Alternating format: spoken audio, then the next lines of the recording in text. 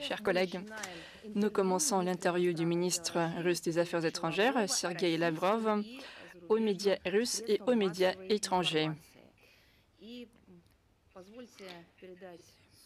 Permettez-moi de passer la parole au premier correspondant, c'est la chaîne Rossiya 24.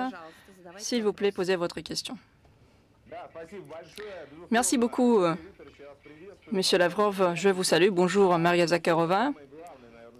Je pense que la question principale, c'est sans aucun doute la question des pourparlers. Aujourd'hui, on entend des milieux diplomatiques, des experts, etc. En fait, on évalue la situation. Il y a des versions différentes. Ma question, avec qui se mettre d'accord à Kiev maintenant? Parce que M. Kellogg a fait quelques propositions. C'est la nouvelle administration. S'il est vraiment l'envoyé spécial pour l'Ukraine. Monsieur Lavrov, qu'est-ce que vous en pensez? Vous savez, beaucoup de choses ont été dites à propos de ce sujet et le président l'a commenté à plusieurs reprises, notamment lors de la ligne directe, aussi lors du club Valda et lors d'autres rencontres. Et les paroles creuses, c'est quelque chose qui ne peut pas nous convenir.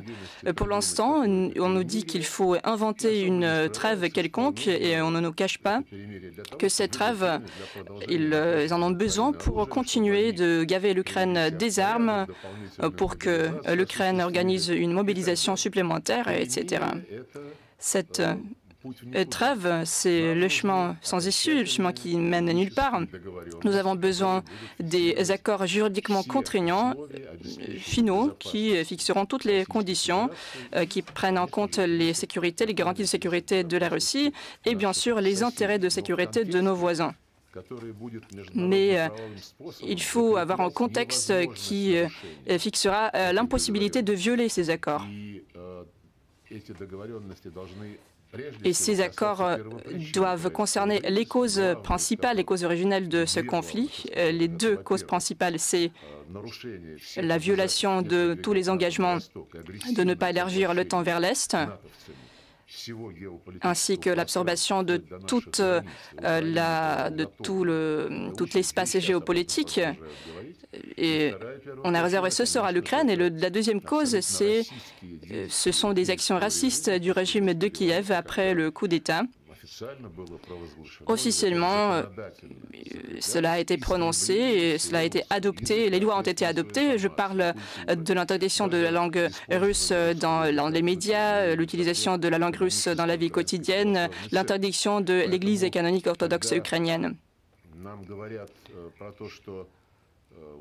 On nous dit que la Russie pose des conditions préalables. Ce ne sont pas des conditions préalables, ce sont des exigences de mettre en œuvre ce dont nous avons convenu autrefois et on nous a menti quand on nous a dit que l'OTAN n'élargisserait pas vers l'Est et qu'il soulignait qu'il voulait respecter les accords en vertu de la charte de l'ONU, mais on oublie que cette charte confirme non seulement le principe de l'intégrité territoriale, il y a aussi dans cette charte le principe de la parité, de l'autodétermination des peuples.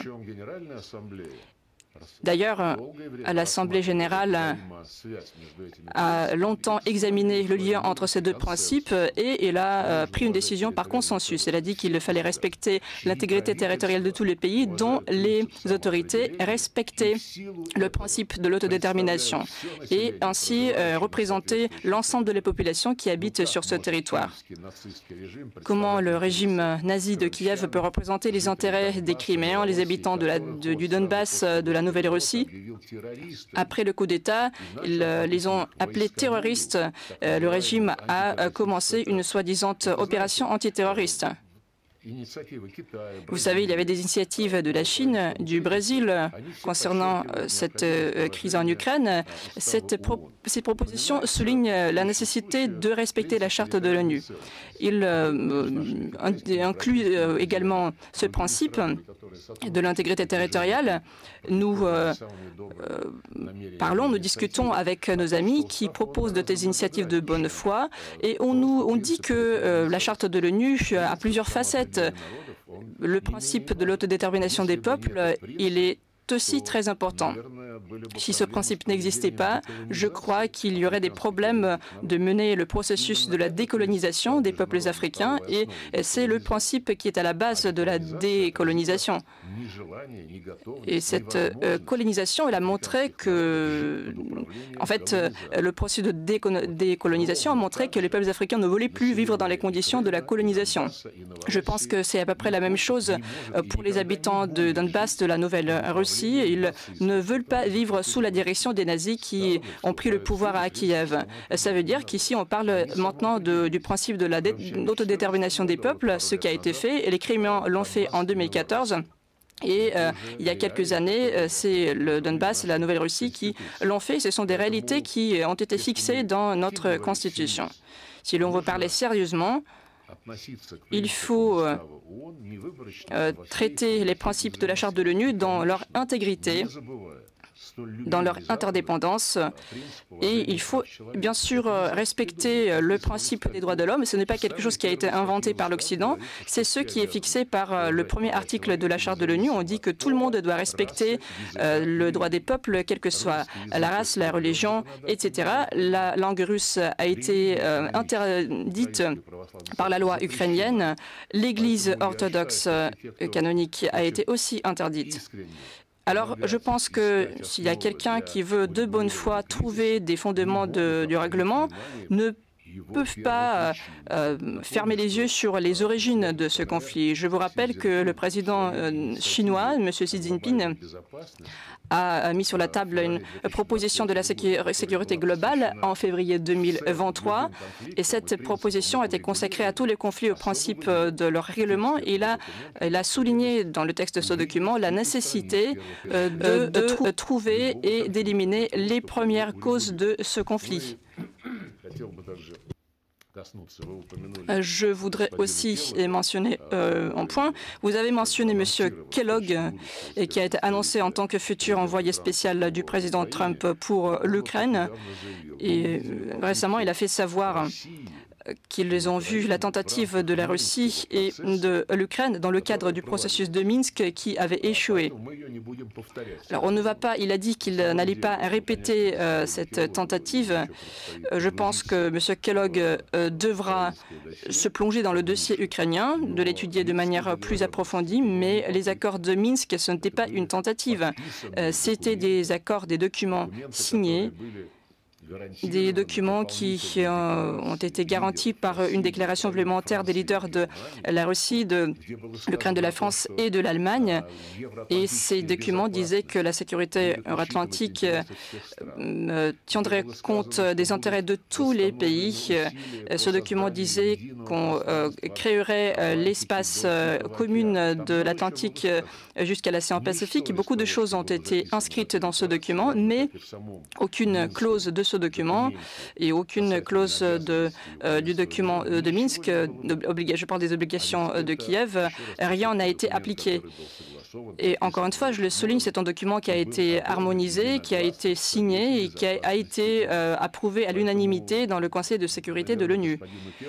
Donc je pense que M. Kellogg devrait peut-être étudier de manière plus approfondie ce document. Les accords de Minsk, ce n'était pas une tentative, mais c'était la décision du Conseil de sécurité de l'ONU. Cette décision a été piétinée avec l'approbation des États-Unis. À l'époque, c'est M. Poroshenko et les anciens leaders de l'Allemagne et de la France qui l'ont signé. Je parle de Mme Merkel et de M. Hollande.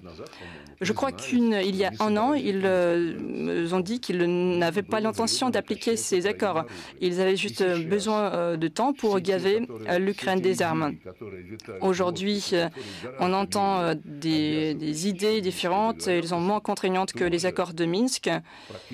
Et je crois que ces idées n'ont qu'un seul objectif. Le même objectif, c'est de gagner du temps pour le régime de Kiev. Le président Poutine a dit que nous étions prêts à envisager toute proposition sérieuse et concrète. Mais je vais aux devinettes, lire l'avenir dans le marc du café. Je crois qu'il est encore tôt de le faire et j'espère bien que l'administration de Donald Trump, y compris M. Kellogg, vont comprendre, examiner les origines de ce conflit. Nous sommes toujours prêts à des consultations et Sergueï Lavrov a dressé un tableau percutant et complexe des enjeux autour du conflit en Ukraine, en mettant en avant des points cruciaux qui méritent réflexion. Le respect des principes fondamentaux de la Charte de l'ONU. Lavrov insiste sur l'importance de respecter intégralement la Charte de l'ONU, y compris le droit des peuples à préserver leur langue, leur culture et leur religion. Cette position met en lumière les mesures prises par Kiev contre la langue russe et l'Église orthodoxe canonique, perçues par Moscou comme des atteintes directes aux droits humains et à l'identité culturelle des populations concernées. Cela soulève des questions sur l'équilibre entre souveraineté nationale et respect des minorités, un dilemme qui dépasse largement le cadre du conflit ukrainien. Les origines du conflit et la responsabilité occidentale.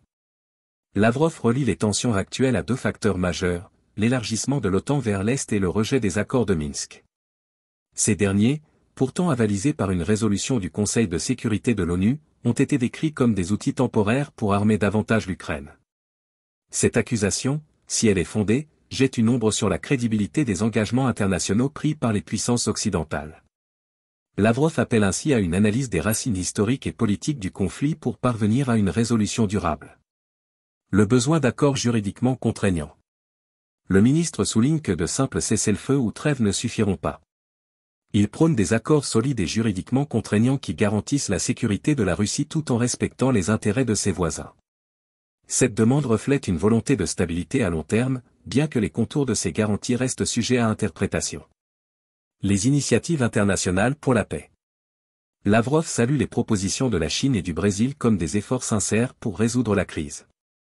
En revanche, il critique les approches occidentales, les qualifiant de stratagèmes pour prolonger la guerre en armant davantage l'Ukraine.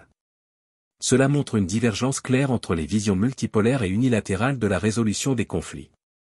Une trêve perçue comme une impasse. Selon Lavrov, une trêve temporaire servirait uniquement à permettre à l'Ukraine de se réarmer et de mobiliser davantage de troupes. Cette déclaration reflète une méfiance profonde envers les intentions occidentales et ukrainiennes. Pour Moscou, une paix véritable doit inclure des engagements clairs et vérifiables pour éviter une reprise des hostilités. Conclusion. Les propos de Lavrov invitent à une réflexion globale sur la manière dont les conflits modernes devraient être résolus. Il souligne l'importance d'un dialogue basé sur des principes universels, mais aussi sur la reconnaissance des réalités géopolitiques. Qu'on partage ou non sa vision, son discours met en lumière la nécessité d'un engagement sincère de toutes les parties pour parvenir à une paix durable. Alors, que pensez-vous des points soulevés par Sergueï Lavrov? Croyez-vous qu'une solution négociée soit encore possible dans ce contexte? Partagez vos réflexions dans les commentaires. À très bientôt.